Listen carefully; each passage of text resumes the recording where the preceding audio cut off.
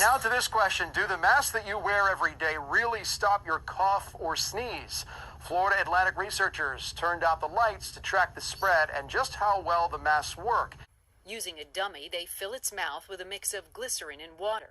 Then, with a pump, force the dummy to cough. Then wait to see how far the droplets travel. They fill the air, visible with the green laser light, simulating what happens when we cough.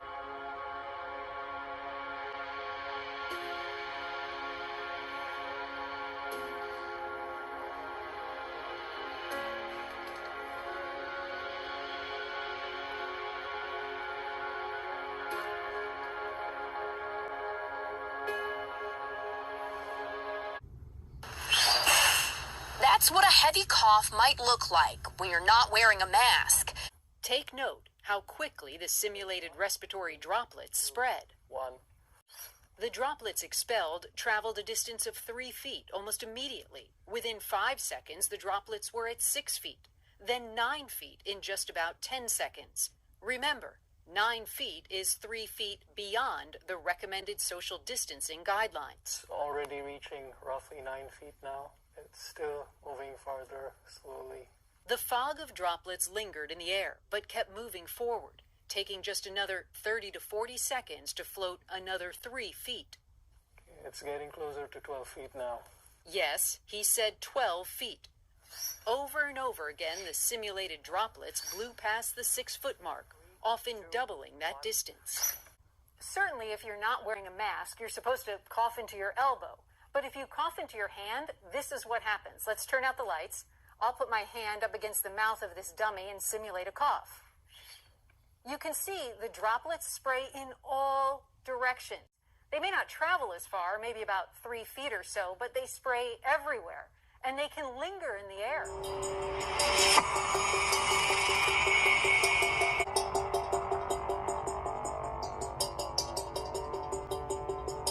And watch this.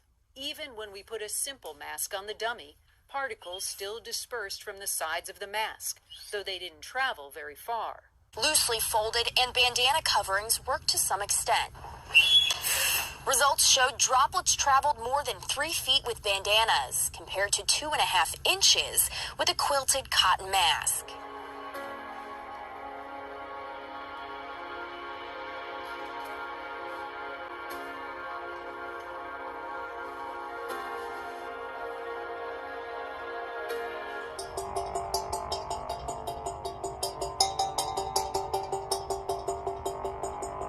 They say the well-fitted masks with many layers and the cone style did the best job reducing the spread.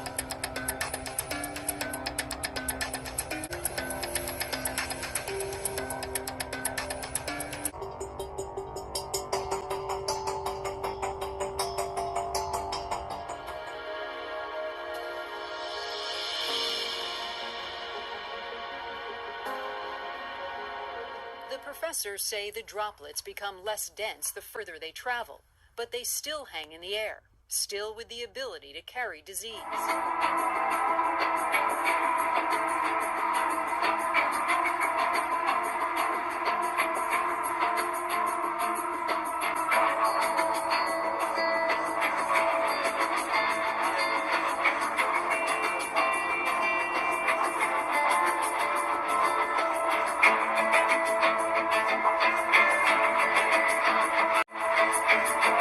Intensity of the cough matters, so we tested a gentle cough too.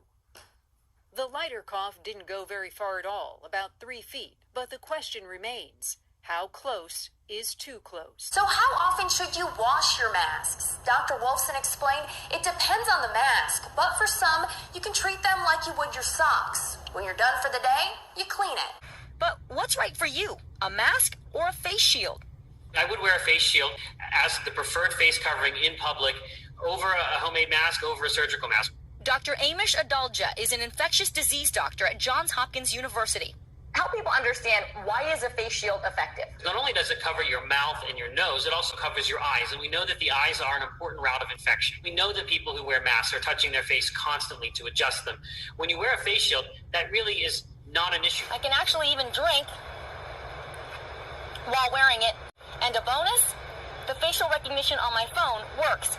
So, which one is better? So far, no studies have been done to compare the two when it comes to COVID-19. But a 2014 study looked at how well face shields blocked flu droplets. Researchers used a cough simulator and found that face shields reduced a person's exposure to large cough droplets by 96%, but smaller droplets were able to flow around the shield and be inhaled. The World Health Organization has now acknowledged coronavirus may linger in the air and could be responsible for outbreaks of COVID-19 reported in restaurants, nightclubs, work, and places of worship. Still, Dr. Adalja says he believes face shields are effective because of the way that droplets move in the air. The face shield seems to have a lot of openings down by your mouth and chin area. Does that reduce their effectiveness? You want to make sure that the face shield goes down to at least your chin.